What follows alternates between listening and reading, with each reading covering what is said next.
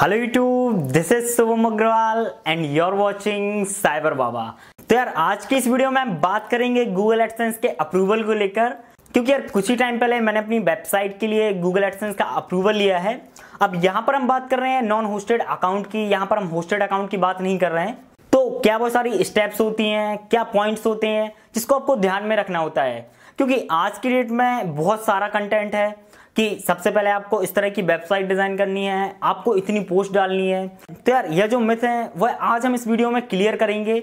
मैं आपको final point suggest करूंगा जिससे आप अपने ब्लॉग या फिर वेबसाइट के लिए गूगल एडसेंस का अप्रूवल ले सकते हैं।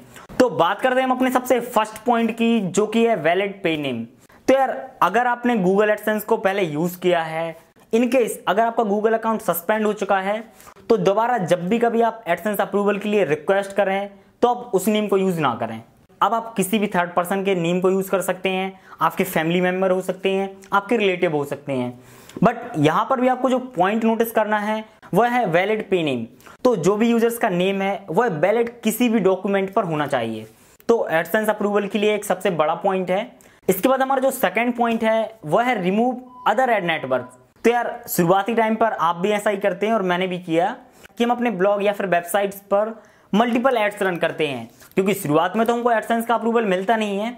तो अब हम करते क्या है, किसी भी थर्ड पार्टी एडवर्टाइजमेंट कंपनी को ज्वाइन करते हैं और उसके एड्स को हम लगाते हैं अपनी वेबसाइट पर। और यार अगर आप किसी भी थर्ड पार्टी एडवर्टाइजमेंट को यूज करते हैं तो इस केस में आपको एडसेंस का अप्रूवल नहीं मिलेगा।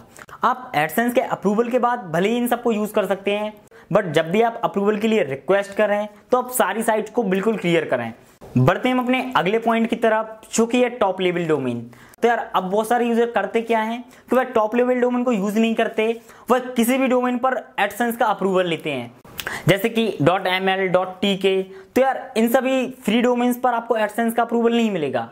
अगर आप एडसेंस का अप्रूवल चाहते हैं तो आपको टॉप लेवल डोमेन यूज करना होगा। अब चाहे आप .com यूज करें, आप चाहे .net यूज करें, चाहे .xyz, बट आपको एक टॉप लेवल डोमेन यूज करना होगा। तो यार यह भी एक बहुत ही बड़ा पॉइंट है। बढ़ते हैं हम अपने अगले पॉइंट की तरफ, जो कि है चेक योर कंटेंट। तो यार अब आपने अपनी ब्लॉग या फिर वेबसाइट पर बहुत सारी पोस्ट सबमिट की। शुरुआती टाइम में होता क्या है कि मैक्सिमम यूजर्स करते हैं कॉपी पेस्ट। यहां से आपने डेटा उठाया, यहां पास पेस्ट, यहां से उठाया, मॉडिफाई किया, फिर पेस्ट। आपने गूगल की terms and condition, privacy policy किसी को भी रीड नहीं किया। तो यार शुरुआत में अगर आपने किसी भी इस तरह की पोस्ट की है तो सबसे पहले आप उसे डिलीट कर रहे हैं। बिल्कुल आप गूगल की पॉलिसी को फॉलो करते हुए कंटेंट को ऐड कर रहे हैं।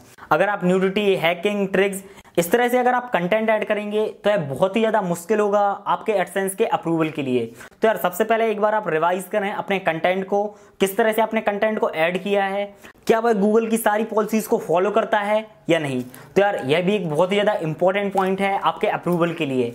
बढ़ते हैं हम अपने अगले पॉइंट की तरफ, जो कि है वेबसाइट और लेआउट डिजाइन। तो यार यह भी एक बहुत ही ज्यादा इंपॉर्टेंट पॉइंट है। अब शुरुआती दौर में यह होता क्या है कि आप किसी भी टेम्पलेट को कॉपी करते हैं, आप उसे अच्छे से अरेंज भी नहीं करते और एडसेंस के अप्रूवल के लिए रिक्वेस्ट कर देते हैं, जिससे आपके मैक्सिमम पॉइंट सही होने के बाद भी आपका एडसेंस का अप्रूवल रिजेक्ट हो जाता है। तो यार जब भी आप कभी एडसेंस के लिए रिक्वेस्ट करें तो आप अपनी वेबसाइट के एक बार लेआउट को भी चेक करें, क्या वह सही तरीके से अरेंज है या नहीं, क्या आपकी वह वेबसाइट मोबाइल फ्रेंडली है या नहीं, उस वेबसाइट का लोडिंग टाइम कितना है, क्या वह जल्दी से लोड जाती है, फिर उसको लोड होने में बहुत ज्यादा टाइम लगता है। तो यार इन सब चीजों को भले ही आप नोटिस ना करें, लेकिन इन सारी चीजों को गूगल जरूर नोटिस करता है। तो एक बार आप अपनी वेबसाइट को ऑप्टिमाइज जरूर करें। अगर आप किसी भी टेम्पलेट को कॉपी करते तो वहां पर हजारों प्रकार की जावा स्क्रिप्ट होती हैं। कुछ स्क्रिप्ट ऐसी होती हैं जो कि सिर्फ आपकी टेम्पलेट के साइज को इंक्रीज कर रही हैं, जिनका उस पेज से कोई भी लेना देना नहीं है। तो यार आप अपनी वेबसाइट को, अपने लेआउट को एक बार जरूर अरेंज करें एडसेंस का अप्रूवल लेने से पहले। बढ़ते हैं हम अपने अगले पॉइंट की तरफ, जो कि है मोस्ट कॉमन पेजेस। तो यार आपको अपनी वेबसाइट या फिर अपने ब्लॉग पर कुछ कॉमन पेजेस को ऐड करना होता है। अब जैसे कि अगर हम बात करें अबाउट अस की, तो एक बहुत ही कॉमन सा पेज है। इसके बाद कॉन्टैक्ट अस, जो कि बहुत एक कॉमन पेज है। इसके बाद हमारा हो गया प्राइवेसी पॉलिसीज। तो यार यह कुछ कॉमन पेजेस होते हैं जिनको आपको अपनी वेबसाइट में ऐड करना होता है, क्योंकि गूगल की जो टीम होती है वो आपके वेबसाइट पर अप्रूवल देने से पहले इन सब पॉइंट को नोटिस करती है।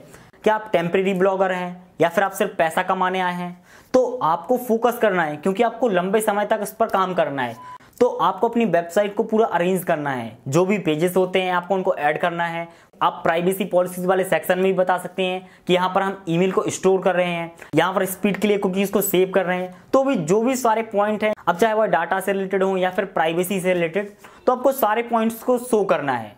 तो यह भी एक बहुत ही ज्यादा इंपॉर्टेंट पॉइंट है जिसको गूगल की टीम हमेशा नोटिस करती है। बढ़ते हम अपने अगले पॉइंट की तरफ, जो कि है क्वालिटी कंटेंट। अब यहां पर मैं आपसे यह नहीं बोल रहा हूं कि आपको एडसेंस का अप्रूवल लेने के लिए 50 या फिर 100 पोस्ट करनी होगी। अगर आप 30 पोस्ट भी करते हैं तब भी आपको एडसेंस का अप्रूवल मिलेगा, बट फोकस आपका होना चाहिए क्वालिटी कंटेंट पर। अगर आप कॉपी पेस्ट करेंगे तो गूगल को बिल्कुल टाइम नहीं लगता आपके उस पेज को फाइंड करने में। अगर गूगल ने फाइंड किया कि आपका कंटेंट कॉपी है, ना तो आपकी वह पोस्ट सर्चेस में आएगी और ना ही आपको कोई बेनिफिट मिलेगा। तो शुरुआत में अप्रूवल के दौरान तक आप अपनी वेबसाइट पर भले ही 20 पोस्ट डालें या फिर 30 पोस्ट, बट कंटेंट क्वालिटी वाला होना चाहिए। यहाँ पास अगर आप शुरुआत में इंग्लिश लैंग्वेज पर फोकस करें, अपना कंटेंट आप इंग्लिश में डालें, तो और भी ज्यादा चांसेस होते हैं एडसेंस के अप्रूवल मिलने के। फिर अप्रूवल मिलने के बाद आप किसी भी लैंग्वेज को यूज कर सकते हैं। बढ़ते हैं हम अपने अगले पॉइंट की तरफ, जो कि है कनेक्ट गूगल एनालिटिक्स। तो यार आप अपनी ब्लॉग या फिर वेबसाइट को गूगल एनालिटिक्स से जरूर कनेक्ट करें, क्योंकि जैसे ही आप गूगल एनालिटिक्स से अपनी वेबसाइट को कनेक्ट करते हैं तो आपकी वेबसाइट के जो भी ट्रैफिक रिसोर्सेज होते हैं या फिर जो भी डेटा होता है उसे आप आसानी से गूगल एनालिटिक्स का यूज करके ट्रैक कर सकते हैं। तो यह बहुत ही ज्यादा बड़ा पॉइंट होता है आपके अप्रूवल के लिए। तो यार जब भी आप एडसेंस अप्रूवल के लिए रिक्वेस्ट करें तो आप उसे गूगल एनालिटिक्स से भी जरूर कनेक्ट करें। बढ़ते हैं हम अपने अगले पॉइंट की तरफ, जो कि है वेब मास्टर सबमिशन। तो यार यह पॉइंट तो आपको भी बहुत अच्छे से पता है कि आपको गूगल पर अपनी साइट को सबमिट करना होता है। अलग अलग सर्च इंजन के अलग अलग टूल्स होते हैं। तो अब आपको करना क्या है कि आपको गूगल पर भी अपनी वेबसाइट को सबमिट करना है, आपको Bing, Yahoo, multiple search engine पर अपनी वेबसाइट को सबमिट करना है, क्योंकि मैक्सिमम ट्रैफिक मिलेगा तो आपको गूगल से, बट यहां से भी आपको कुछ ट्रैफिक मिलेगा, आपकी पोस्ट सर्चेस में आएंगी।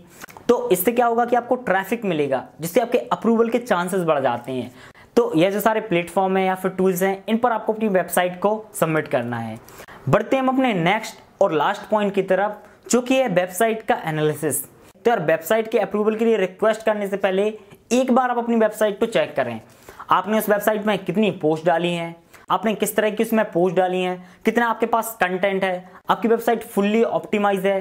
अब आपको चेक यह करना है कि आपके पास ट्रैफिक कहां से आ रहा है। अगर आपके पास किसी एक प्लेटफॉर्म से अकेला ट्रैफिक आ रहा है, जैसे कि अगर हम बात करें फेसबुक, कि आप अपनी वेबसाइट पर पोस्ट डालते हैं और उस पोस्ट के यूआरएल को आप कॉपी करते हैं और सिर्फ फेसबुक पर शेयर करते हैं, तो फेसबुक पर शेयर करने से आपको जो ट्रैफिक मिलता है वह मिलता है सिर्फ फेसबुक से, मतलब प्लेटफॉर्म वहां पर होगा फेसबुक। तो आपको इसी तरह से चेक करना है कि कितना % आपके पास ट्रैफिक ऑर्गेनिक है, कितना आपको फेसबुक से मिल रहा है, कितना आपको यूट्यूब से मिल रहा है, मल्टीपल रिसोर्सेज क्या हैं, किस किस कंट्री से आपके पास ट्रैफिक आ रहा है। तो यार इसका जो एक कंप्लीट एनालिसिस होता है यह बहुत ही ज्यादा इंपॉर्टेंट होता है आपके एडसेंस अप्रूवल के लिए। तो साइट को सबमिट करने से पहले आप इन सभी पॉइंट्स को जरूर चेक करें। अब यहाँ पर यह कोई रिक्वायरमेंट नहीं होती कि आपकी वेबसाइट 2 साल पुरानी हो तभी आपको अप्रूवल मिलेगा या फिर 1 साल पुरानी हो। अगर आपकी वेबसाइट 3 महीने भी पुरानी है तब भी आपको आसानी से एडसेंस का अप्रूवल मिलेगा, क्योंकि यहाँ पर यह डिपेंड नहीं होता कि आपकी साइट कितनी पुरानी है, डिपेंड यह करता है कि आपकी साइट पर आज की डेट में कितना ट्रैफिक है। तो यार उम्मीद करता हूं कि आपको ये सारे पॉइंट्स पसंद आए होंगे। अगर इन पॉइंट्स के अलावा भी अगर आपका कोई सजेशन है तो आप मुझे कमेंट बॉक्स में जरूर बताएं। एक नई वीडियो में आपसे फिर मुलाकात होगी, तब तक के लिए #cyberBaba।